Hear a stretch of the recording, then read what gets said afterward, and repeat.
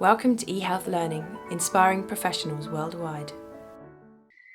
And so like Body Poem can be used for communities as well as one-to-one sessions, and really does support the quieter parts of communities, or maybe the parts of ourselves that we wouldn't normally share, to be accepted as part of the whole. It really does, it supports belonging in that way. So I'm going to share my screen now to we'll just share a few of these slides, and so it gives you a visual representation of the structures of Body Poem. And so share.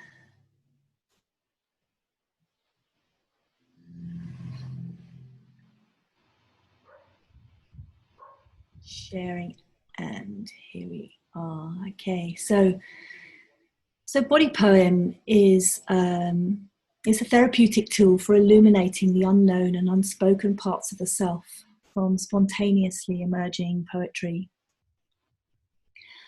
And Body Poem consists of, it's a synthesis of body focusing, as we've described before. That's feeling into our felt sense, clean language, which is the coaching structure of Body Poem. So like going into the water and coming back onto the beach for reflection, and supporting people to stay within their range of what's digestible. That's our attunement when we're working as a dream scribe and body poet with the dreamer. And then dream form, which is bringing alive into giving a voice to these different parts. And it supports consent and safety and acceptance in a non-hierarchical way of all the communications in our bodies.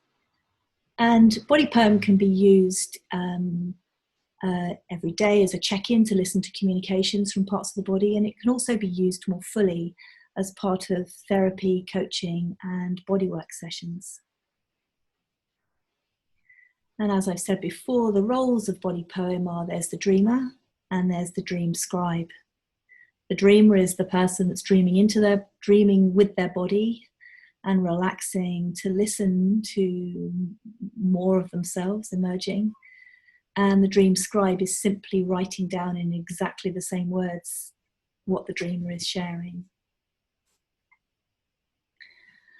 And the dream scribe's role is to facilitate the Body Poem structure, creating agreements and supporting the dreamer to feel safe and relaxed, with informed consent to enter into the unknown waters of the body with a shared understanding of limits.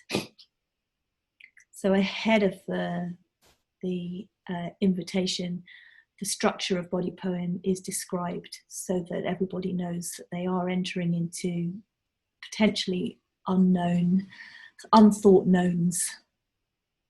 We all recognise these communications when they emerge, but they might have been outside of our awareness beforehand.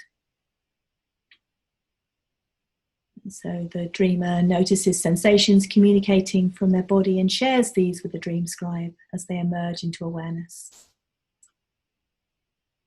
And Body Poem has its foundations in client-centered therapy, Carl Rogers' approach of genuineness, our congruence and our attunement as practitioners, and unconditional positive regard and acceptance with accurate empathetic understanding. And the structure of Body Poem is accurately witnessing. We're not making sense of another person's experience. We're not creating new language for what another person says. We're not reframing. We are using their exact language. And when we feel safe, when we know what we're agreeing to, this supports us to relax and open up our receptivity to feel more of ourselves.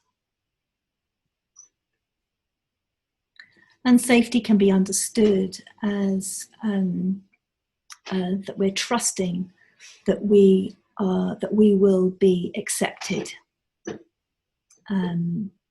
and we'll be able to stop something happening if we need to stop it. And so that's part of the practice of body poem, is we coming onto the beach and saying, what was that like?